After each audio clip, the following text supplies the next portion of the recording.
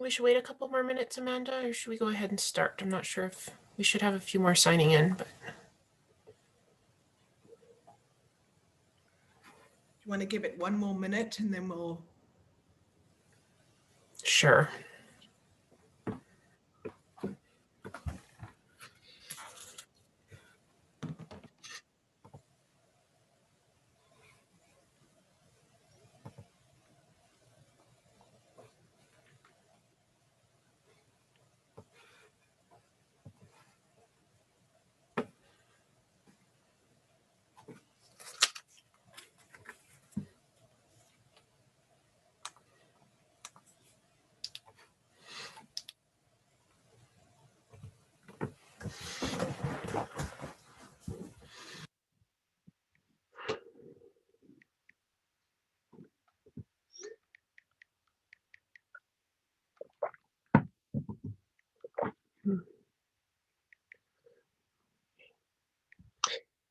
Well, hello, everybody. Thank you for joining us today. I think we'll just go ahead and get started. And if a few stragglers join once we've started, then that's good too. I want to thank everyone for coming today. I know it's a really busy time of year, and I think we're all a little bit tired of sitting in Zoom meetings. So thank you for being here and joining us for this today. I hope it'll be helpful for you all. Some quick housekeeping. We are recording this webinar. So we're going to make it available for anyone who has missed it. And I'll also be sending out the PowerPoint from today for anyone who wasn't able to make it here. If you have friends who want to view it or whatever, then you'll be able to do that. I want you all to feel free to ask questions at any point that you need to. If you want to interrupt me, feel free. We're going to try and direct questions through the chat box. But if you're more comfortable talking, feel free to unmute yourself and interrupt me if needed. I'll just ask that you mute yourself again once you're done talking so we don't get too much background noise happening. Okay, let's get started. Next slide, Amanda.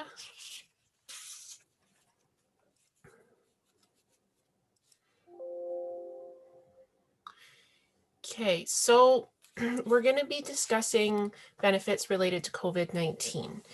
So the main three that people have been mostly depending on who have lost work are EI, or employment insurance, which is also sometimes referred to as UI, CERB, which is the Canada Emergency Recovery Benefit, and the CRB, which is the Canada Recovery Benefit, which just started in October. So we're going to be using the abbreviations as we go through this PowerPoint. So that's what we're talking about, just so we're all on the same page.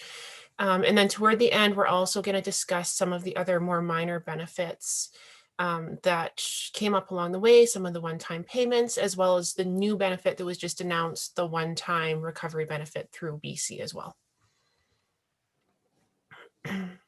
So this is a bit of a timeline to give an idea of basically an overview of what happened with the benefits. So in the beginning, in March, when COVID first started, we just had basic regular EI like we're all used to using. So anyone who applied for EI before March 15th would have been on EI and would have remained on EI through the course of CERB being available. Any applications for EI that were put in after March 15th were then processed through CERB, and the applicant would have received the CERB benefits and would have continued to do their EI reporting every 2 weeks, but the benefit would have come through as CERB for the $2,000 every 4 weeks. So that's kind of how that looked. Now, the downside of how that was structured is for anyone who applied for EI before March 15th, and because of the number of hours they had, they were getting a lower amount than what they would have gotten on CERB. They were still kind of stuck on EI, which means they were getting less money than everyone else on CERB. So that was a little bit of a glitch in how things ended up rolling out. So CERB lasted throughout the summer and ended in the end of September. And then beginning of October, we moved on to a new updated kind of version of EI where they made some changes to it, as well as the CRB, which was very similar to CERB. And that's where we're still at right now with the updated version of EI and the CRB.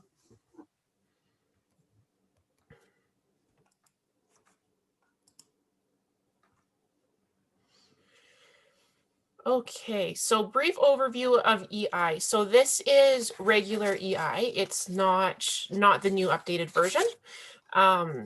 So EI is a federal benefit. Applications are done online. No account is necessary to complete the application, and it's available to people who have paid into the program through employment. And so people can access that if they have lost their job through no fault of their own. So that could be through shortage of work, because of an illness or injury, then they would be able to receive EI sickness benefits. Sometimes if they required maternity or parental leave, they can access EI, or if people quit for just cause. So the work environment was unsafe, there was sexual harassment in the workplace, a reason like that they were not able to resolve with their employer. So the amount that people would receive from EI is based on the amount of hours they worked in the last 52 weeks. And the minimum number of hours to qualify was based on the unemployment rate in the region where the person resided. So as of March 2020 in Northern BC, a person would have needed 525 insurable hours to qualify for EI. And yeah, so that's what anyone who applied before March 15th would have been on. And then if they applied after March 15th, they would have been pushed onto CERB. Okay, so then came along CERB. So CERB is also a federal benefit, but it is not based on recipients having paid into it. So to qualify, a person has to be age 15 or over. They have to be a resident of Canada. Whether you had to be present in Canada or not was not really clarified ever. And you have to have earned over $5,000 from employment or self-employment income from 2019 or 2020, or in the last year before applying.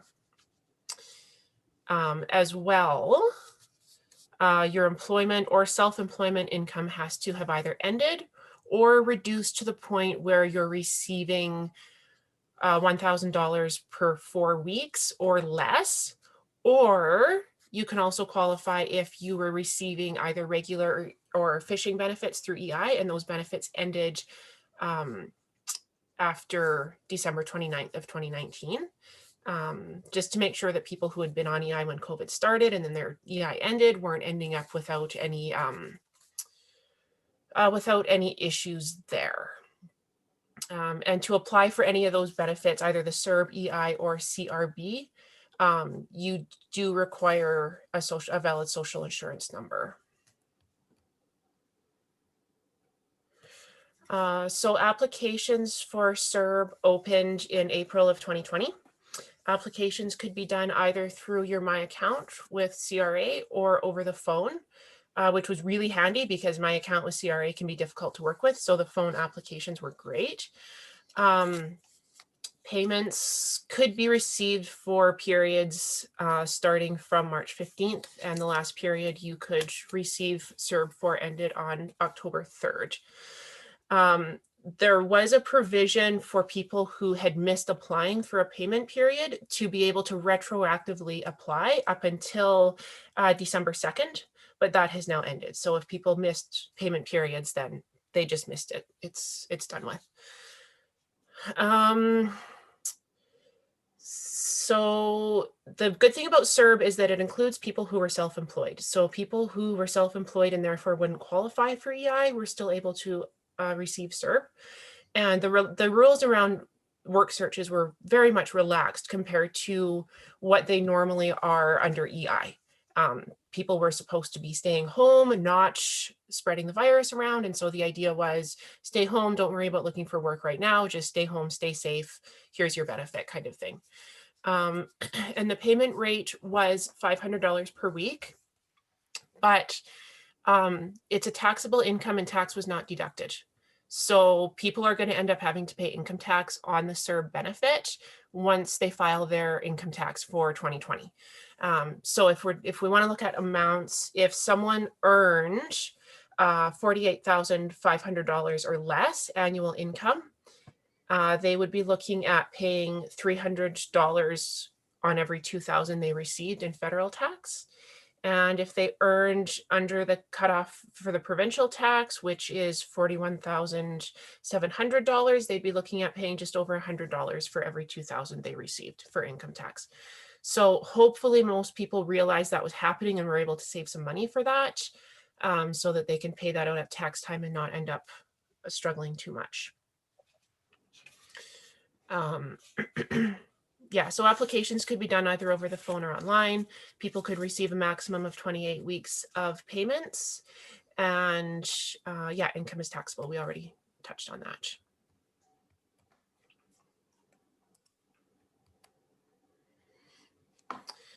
Okay, so I've got an example scenario for you guys. See how well you're listening and see how well I'm doing at explaining things. So Sue is a single mom with 2 kids. She worked as a self-employed photographer and had to temporarily close her business due to COVID. She now earns $200 per month caring for a friend's children who cannot be in school due to COVID. Does she qualify for CERB? And if anyone wants to take a stab at it and just put an answer in the chat box. We got a yes. Another yes. Yep. Awesome. Do you want to skip to the next slide, Amanda? Yes, Sue qualifies for CERB. Good job, everyone. We are on track.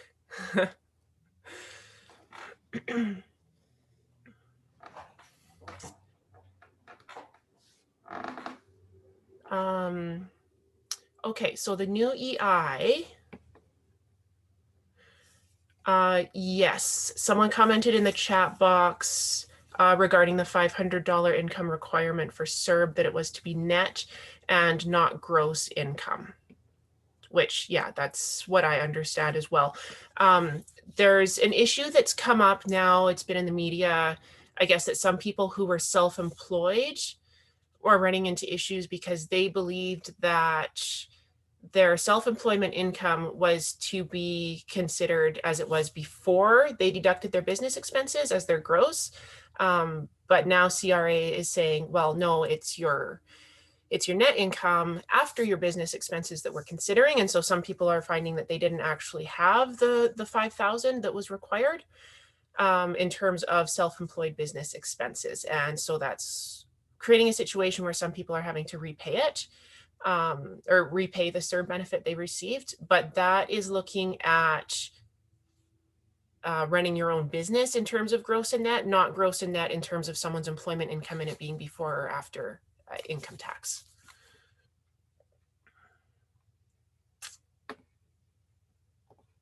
Okay, so then when CERB ended at the end of September, we brought in the new and improved version of EI.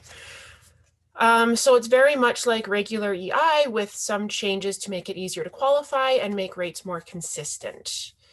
So applications can still be done online only. There's no phone application option for EI, and no account is needed to apply for that. So applicants across Canada require only 120 insurable hours to qualify for EI now. So this is a temporary measure they've put in place that expires in October of 2021.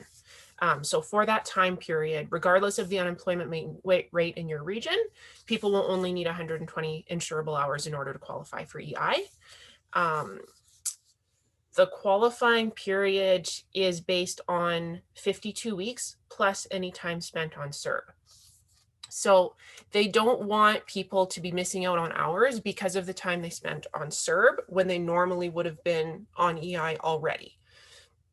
So what they've done is they've said, if you, let's say someone applied, they were laid off in May and they applied for CERB instead of EI.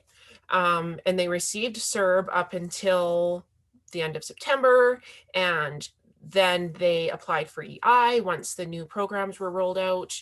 Then instead of them losing those months of insurable earnings and their qualifying period being a year prior to October when they applied for EI, they're going to extend that so that they can include their earnings for a year prior to their original CERB application in May, so that they're not missing out on hours because of CERB kind of getting in the way in between their employment and their EI, if that makes sense.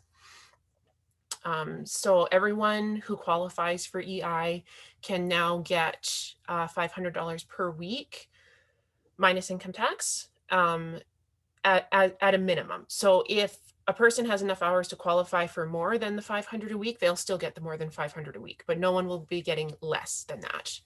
And everyone qualifies for at least 26 weeks of regular benefits. But if you're utilizing EI sickness benefits, you still only get your 15 weeks of sickness benefits, but no medical certificate is required, which is great for people who are struggling with barriers around accessing family doctors and so on.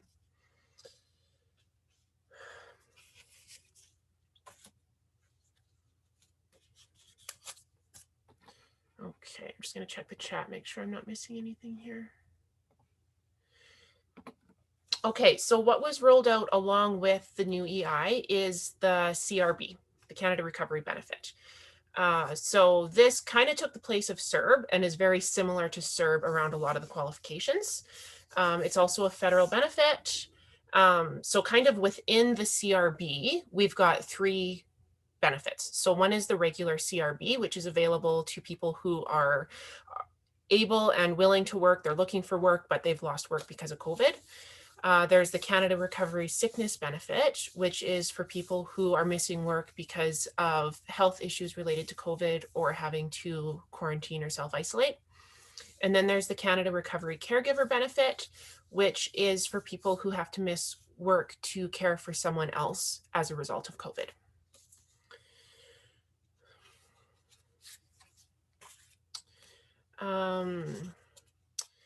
Okay, so the regular CRB is for people who lost employment or self-employment income due to COVID-19, and if you do not qualify for EI. So if you qualify for EI, you've got to go through the EI route. If you don't qualify for EI, then you can look at CERB, or sorry, the CRB. So to qualify for the CRB, your earnings have to have been reduced by more than 50% compared to your average earnings from last year, and that reduction has to be due to COVID. You cannot receive the CRB for the same period that you have also received the CRB sickness, the CRB caregiver benefit, any short-term disability benefits through your employer, workers' compensation, EI, or the Quebec parental insurance plan. So they basically don't want people double dipping. It still has the same requirement for eligibility that you have earned $5,000 or more in 2019 or 2020, or in the last year before applying. So CRB eligibility continued. So if you're not eligible for EI, you can get the CRB, which we've already covered. You have to normally reside in Canada. You also have to be present in Canada. So they kind of dealt with that little vagueness that was present with CERB. So if you're normally a Canadian resident and you ended up trapped overseas because of COVID, you would not be able to get the CRB because you're not present in Canada. You have to be age 15 or older. Now, this is really important. If you earn more than $38,000 after taxes are deducted, so net income for the tax year, you will have to pay back 50% of the CRB income that you received that exceeds the 28,000. Okay, so if a person is receiving CRB and they're not getting much work, and then so they received CRB during 2021, and then COVID is done with, which we all hope will happen sooner than later, and work gets busy, they make a lot of money, and they file their 2021 income tax, they're going to want to make sure that they have saved some money so that they can pay that back once their once they filed their income tax, and hopefully will be back on their feet by that point in time. So applications for the CRB can be done online through the CRA My Account or over the phone. So over the phone is an automated system, and they keep having this recording saying that the phone system may be discontinued soon. They've been saying that since October, and they haven't discontinued it yet. So I'm hoping they don't discontinue it, because navigating CRA's My Account can be a huge challenge for people trying to get it set up. And the phone option is just way simpler, and there's way less barriers for people being able to access that. But just a heads up that the phone application system may not be permanently available throughout the course of that benefit. And then the other criteria is that you must be able and looking for work while you're receiving the CRB.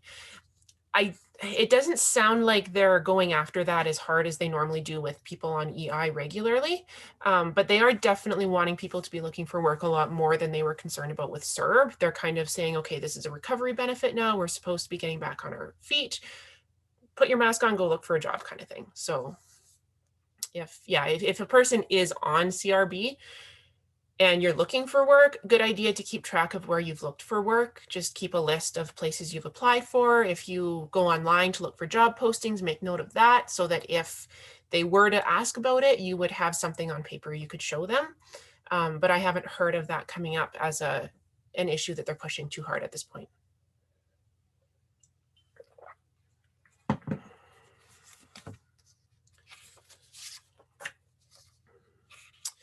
So the Canada Recovery Sickness Benefit is for applicants who are off work due to COVID-related medical needs or the requirement to self-isolate.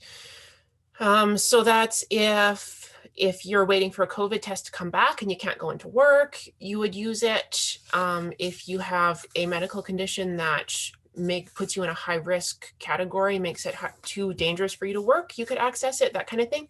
But a person can only get 2 weeks of benefits total. So those 2 weeks do not have to be combined. You can do 1 week at one point, and then you go back to work, and then maybe another time down the road you get sick again, you're waiting for another COVID test, you can use that second week, but it cannot total more than 2 weeks. And then there's the Canada Recovery Caregiver Benefit. So that one is for people who miss work because they're caring for someone else. So that someone else might be a child who's under age 12, or it might be someone who's older than that who requires care due to a disability of some kind. And so if your kid's school shuts down because of COVID, you would qualify for this if you're missing work to care for your child, if they're under 12. If your child gets sick and has to stay home until they're better, you could utilize this. So this one is a very helpful benefit, and it's not restricted to the 2-week limit the way the sickness benefit is. So if you had someone who you normally cared for, who maybe was disabled and their regular care person couldn't take care of them, and you had to miss work for an extended period to care for them because of COVID, then you can do that.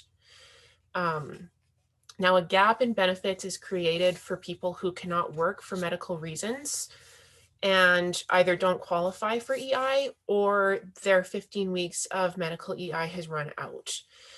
And this is not a new gap in benefits because of COVID. This is a gap in benefits that existed long before and simply hasn't been remedied with the COVID benefits, because you do have to be able to work to get the regular CRB, and the sickness CRB is only available for 2 weeks. And so it can leave people with a medical condition that's lasting more than 15 weeks, but not long enough to qualify for long-term disability. It's leaving those people in a bad spot where they're not really able to qualify for benefits that they may need. Okay, another scenario. So Jess normally works as a server and was laid off in April due to COVID. They received CERB until September when CERB ended. Then they applied for and received the CRB until they went back to work at the end of October. Tips were high, and Jess worked some overtime because the restaurant didn't want to hire too many people for financial reasons. By the end of December, Jess has made $40,000 net income. Will Jess have to pay back any benefits? Someone says yes. Another yes. Yes, 50%. All right, let's check the next slide. Yes, you folks are good. Good job. Jess will have to pay back 50% of the CRB benefits that were received. So hopefully Jess has saved some money from those good tips to be able to do that. Okay, CERB and CRB overpayments. So applicants may have to pay back CERB that they received if there was an overpayment, and that can happen if they applied twice for the same time period and received the benefit twice for that period.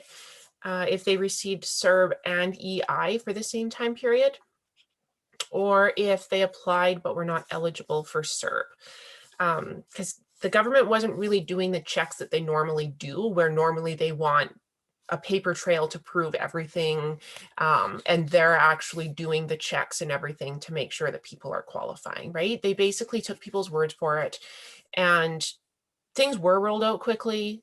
A lot of people were confused about whether or not they qualified, and I think some people applied thinking they qualified and just not realizing they didn't. Some people, I think, found themselves in a hard spot and realized that they may not qualify, but applying would allow them to keep a roof over their head or put food on the table for their kids, and so they applied anyways. And those people may be looking at having to repay those overpayments. So CRA has said that they will not collect debts until, in their words, it is responsible to do so in relation to the pandemic emergency. So they're very vague there. I don't know what it means to them when it's responsible to do so. They're sending out letters now telling people that they owe money, and we're still in the middle of the second wave of the pandemic. So I don't know what that actually looks like. They haven't really told us, but that's what they're saying. So overpayments that are not repaid by December 30th of 2020 will be considered taxable income for the 2020 income tax year. So letters were sent out the beginning of December, and I know some have been received by people stating that there was an overpayment of CERB and that they need to pay that back by December 31st of 2020. If they don't, they're going to be taxed on it at tax time. And the timing around that is horrible because it's Christmas, people have extra expenses, we're still in the middle of a pandemic. A lot of people are still banking on CRB benefits to be able to get by. And they basically gave people 3 weeks from when they received the letter to when they're wanting this paid back. So if you think of someone having received, if they received even 4 months worth of CERB payments at $2,000 a month, that's $8,000. People generally don't just have $8,000 sitting around, right? So it's putting people in a tough spot. So Service Canada or CRA can withhold GST, HST credits. They can withhold tax refunds. They generally cannot withhold Canada Child Benefit without the person's permission. They haven't said explicitly how they're going to handle that in relation to CERB and CRB overpayments, but as a general rule, they don't withhold Canada Child Benefit payments as a result of debt because that money is considered to be for the child, and they're not going to make that child go without because the parents have a debt. CRA can also garnish wages and other income sources. Again, I don't know how far they're going to go with this and how hard they're going to push it. They haven't really said clearly. So we'll see how that unfolds. A note on scams. There have been scams going around. CRA will not communicate via text message or email or an automated phone message. They may phone you, but there will be a person on the other end. They're more likely to mail you a letter.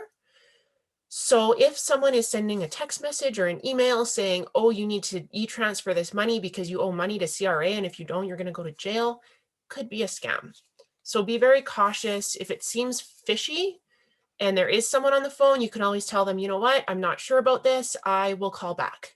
And then look up CRA's number directly so you know you're calling CRA, and just phone them and ask, find out if you do owe money and where that's at. A little tip. So my best suggestion around overpayments, if someone is unable to pay, phone CRA and make a payment plan. There is a hardship provision where they don't want to put someone in financial hardship in a situation where they're going to lose their house or not be able to buy food because of repaying an overpayment. But it is the debtor's responsibility to contact CRA and set that up. And really all they're going to do with that provision is set up a payment plan. They're not going to let you off the hook or anything. They're going to set up a payment plan. So your best bet is to call them, set up a payment plan so that they're not holding GST credits and all that, right? And even if a person can set up a payment plan so that they're paying $20 a month, if that will allow them to keep their CRA account in good standing so that they can still receive their GST credits and their income tax return and income like that, that some people depend on to be able to put food on the table, then that's a good thing, right? So if you're working at an agency and you're trying to contact CRA and you're struggling with having to sit on hold for an hour and needing your client present to give consent to talk to them and all that, a little trick that I found works really well, which is great especially if you're working from home and if you have a work cell phone. On a work from home day, I will call CRA, I'll make sure my client's available, I'll leave them off the phone, and I'll just wait on hold with CRA while I'm working away at whatever. And once CRA picks up, I'll just let them know that I'm calling on behalf of a client and I'm going to add them to the call. And then I hit add call and dial them in, and I do a nice little three-way call and we can all have a conversation. And that way I can make sure that my client is getting all the information that they need. So if you're working and you've got a work cell phone and you're trying to limit the number of people in your office, that can be a really helpful way to be able to do that and make it work for people.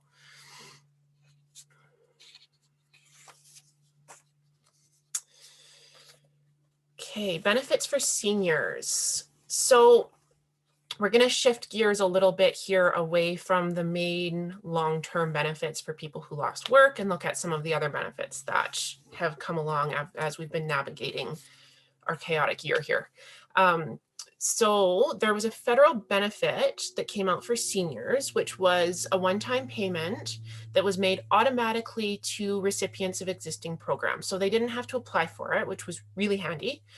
The payment was received along with the June payment for either old age security or guaranteed income supplement.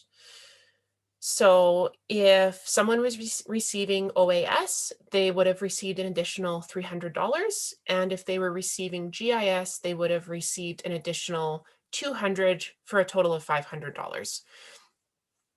So if there was a couple and they both received OAS and GIS, or one of them received the GIS and the other received the spousal allowance that goes along with that, then each partner would receive the COVID top-up. So if they were both getting the GIS, they would both receive the $500 each. And if someone was receiving the GIS allowance for the survivor, then they would also be able to receive the $500. There was also a provincial benefit in BC, which was a top-up automatically paid to people receiving the senior supplement. And that was an extra $300 a month that was received from April to December of 2020. Now, the hook with that one is that a lot of people don't necessarily know that whether or not they're receiving the senior supplement because it's paid along with the guaranteed income supplement. So they're seeing one payment going into their bank account. So with that one, you kind of have to basically just phone the province of British Columbia and find out whether they're getting that senior supplement to know whether they're eligible for the $300, right? Yeah, so that's the tip on that one.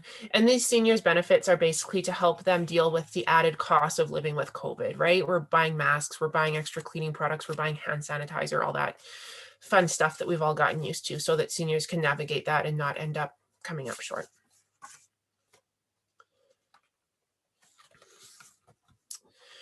So in terms of benefits for people with disabilities, so there was a one-time payment of $600 that was automatically paid to people who qualified. So people who qualified were people who were already receiving the CPP disability benefit. They were already receiving the disability tax credit or disability support through Veteran Affairs Canada or the Quebec Pension Plan disability. So they didn't have to apply. It was automatically paid to them. So most people would have received that in October. If they didn't qualify yet in October, so maybe they applied for the disability tax credit and it hadn't yet been approved by October, then they'll receive a payment in January. And if they miss that one, they'll receive one in September of 2021. But they'll only get one of those payments. They're not going to get all three. So people have up until the end of December to apply for the disability tax credit if they want to qualify for this top up that way. And if they're getting it based on their CPPD or the Quebec Pension Plan or Veteran Affairs Pension, then they would have had to qualify for that by July 1st of 2020. So hopefully people were able to do that.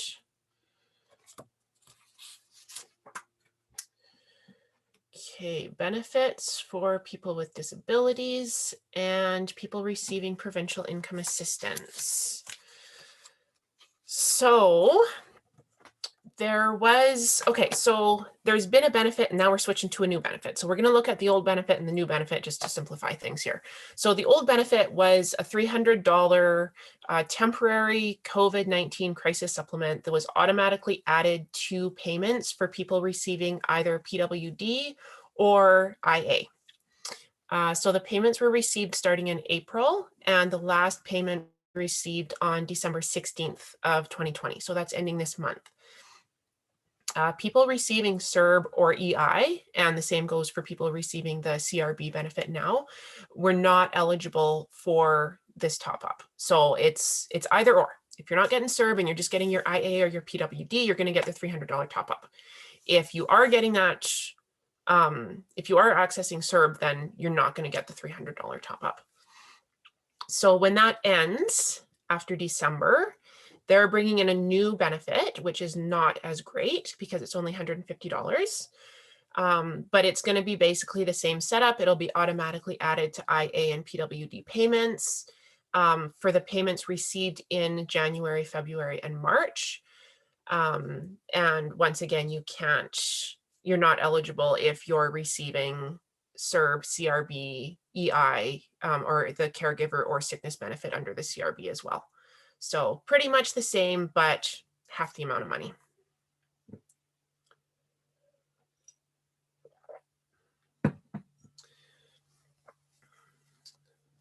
Okay, another example scenario. So Joe receives PWD benefits and normally works casually at the local theater to make some extra money on days when his health allows. He earns about $7,000 net each year. He hasn't been able to work since March due to COVID. And sorry, I'm just looking at the chat. He hasn't been able to work since March due to COVID. So what benefits will Joe be eligible for? Okay, a couple people saying income assistance. Anyone else want to take a stab at this one? Someone says CRB. Answering the question above. Oh, thank you, Jill. Yeah, so the income assistance was not in response to the scenario. That was answering a question someone else had in the chat. Okay, and then someone else says could apply for CERB or stay on PWD with top up. Okay, let's check out the next slide. All right, so Joe would continue to receive his PWD benefits. He would also receive CERB and now the CRB, but he would not be able to receive the $300 PWD COVID top up. And he also would not receive the new $150 top up moving forward from the BC Recovery Benefit because of his CRB income. Excellent. Okay, so here's the other part of that new BC recovery benefit. This one is brand new, just came out in the news 2 days ago. So it's a one-time payment. Applications do not open until December 18th. So applications are online. There's no phone application option for this one, unfortunately. As far as I know, you don't need an account to be able to apply for this. At least nothing's been said saying that you do. And the amount that you're going to receive is based on your income. So it's a sliding scale. So for an individual, if you earned 62,500 or below net income for 2019, then you're going to receive $500. And then that amount is going to reduce as your income increases until you're receiving 87,500, at which point you won't be receiving anything. If you're a family, so family includes couples, single parent families, or two parent families. In that case, you can receive up to $1,000. So to receive the full $1,000, your 2019 income will have to be 125,000 or below. And then it'll reduce from there up until, for people receiving 175,000 for 2019 income, will not be receiving anything. So they're being pretty generous with income allowance on this. But it is based on 2019 tax, so it's not really going to be reflective of who is or isn't working right now because of COVID. Yeah, so your 2019 income tax has to be filed to be able to get this, with one exception, which we'll talk about in a minute. You have to be age 19 or age 19 or older, sorry, and be residing in BC as of December 18th, 2020. Payments are made by direct deposit. And in order to apply, applicants are going to need to know their net income for 2019. So it's not just good enough to have filed your income tax. You actually have to know what that number is from your tax return. You need a valid SIN number. You need your direct deposit info. And if you have a driver's license, you're going to need that number as well.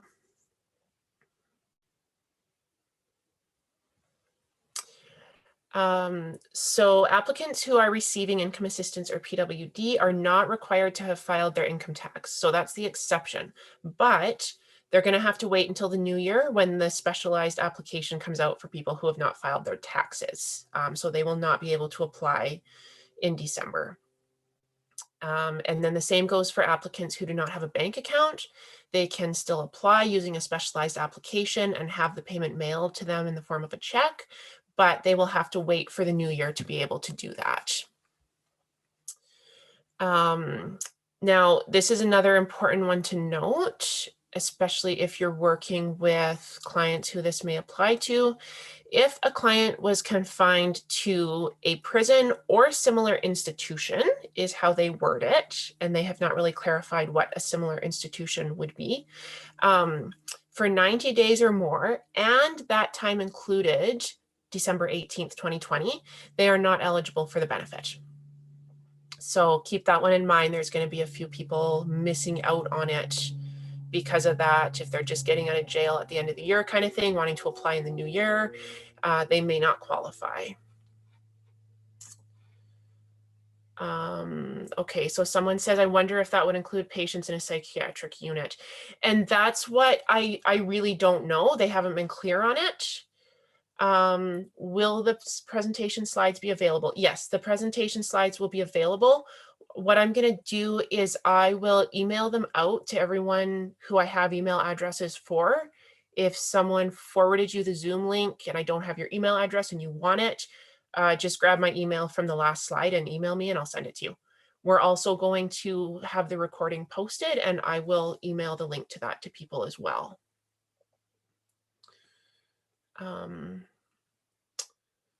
I'm just going to take a minute and go through the questions here.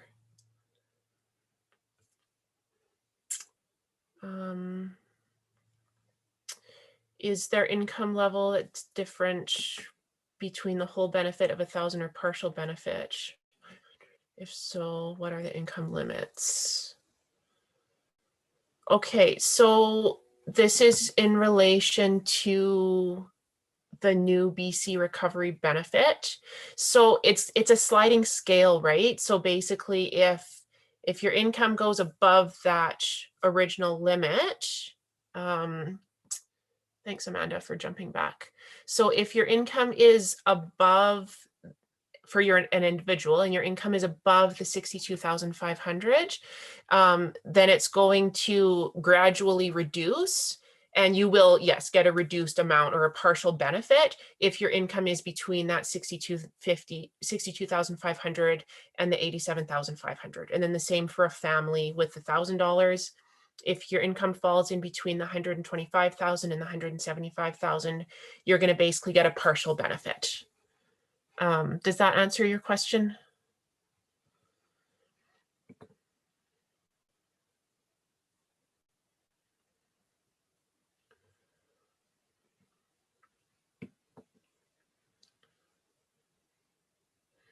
Okay, so someone's wondering if this would, so we're talking about the new benefit still, if this would include someone in recovery in a halfway house.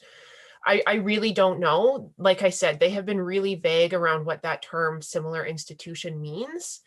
And I don't know the answer to that. I will keep an eye on things and we'll see once it comes up, I guess.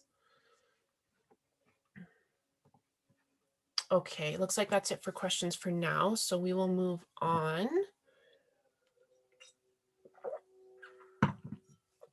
Okay.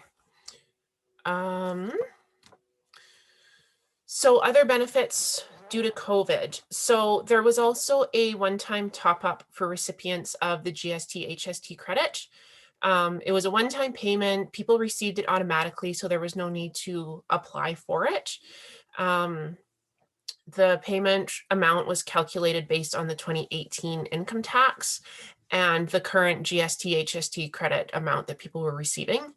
And it was only paid to individuals who had filed their 2018 income tax returns. And that was back in early summer. People received it. It was a one-time thing, and that's done with. And then there was also a one-time payment to recipients of the Canada Child Benefit, also known as Child Tax Benefit. And so that was received as part of the May payment. It was $300 per child, and it was only paid to CCB recipients who had filed their 2018 income tax. And yeah, once again, one-time payment, it's done with.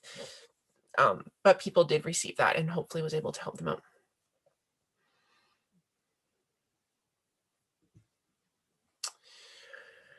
Okay, another helpful tip, because this is not actually about a COVID benefit. If people lost their GST, HST credit or their CCB in October and they didn't receive that payment, it could be because they didn't file their 2019 income tax. So file your 2019 income tax. Please file your taxes. Even if people don't owe money to the government and therefore aren't legally required to file your taxes, always file your taxes, because if you're that low income, it's usually to your advantage. You can get in on the tax credits. So when the government extended the deadline for filing 2019 income tax, they also said that if you were unable to file because of COVID, they were going to continue to pay people their GST credit and their CCB, Canada Child Benefit, through until the end of September based on 2018 income, just so that they weren't cutting people off and putting them in a bad financial situation. But come October, they were ending that, and you had to file your 2019 taxes in order to continue receiving that credit or benefit. So yeah, if people missed that October payment and didn't file their taxes, file your income tax. Okay, and that is all I've got. Does anyone have questions? And feel free to unmute yourself and ask away if you'd like to. We've got 10 minutes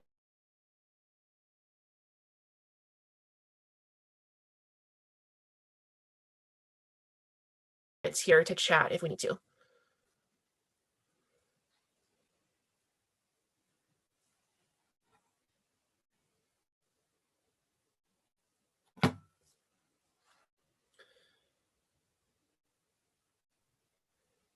You're very welcome. I'm glad it was helpful. I was going to say people are quiet, so Either I did a good job and it made sense, or I completely confused you all. Hi. Hello. Hi. Yes, I would just like to say I just totally enjoyed this, and yes, you're awesome. I went through this with the CRA and I didn't come out knowing anything more. It was very confusing and very fast, and I just thank you for explaining it and going through this. It has been so helpful. You're so welcome. Thank you for appreciating it, and thank you for taking time to join us. Like I said, I know everyone's really busy this time of year and in general, and I appreciate people taking the time and sitting through it. There was a lot of info in that. Yeah, so I appreciate people's patience with all of that.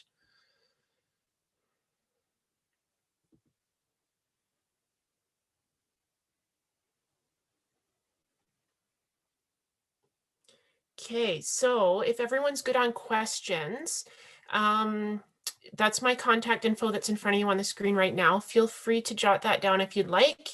If you think of further questions, or I know a lot of the people on this webinar are working at various agencies and you're working with a client and you hit a brick wall, come across a question, feel free to reach out to me. If I don't know the answer, I can probably connect you with someone who does. And the more we can support each other, the easier it's going to be to get through this very busy year that it's been. I'll just give one more chance for anyone to ask questions who might have any before we wrap up here.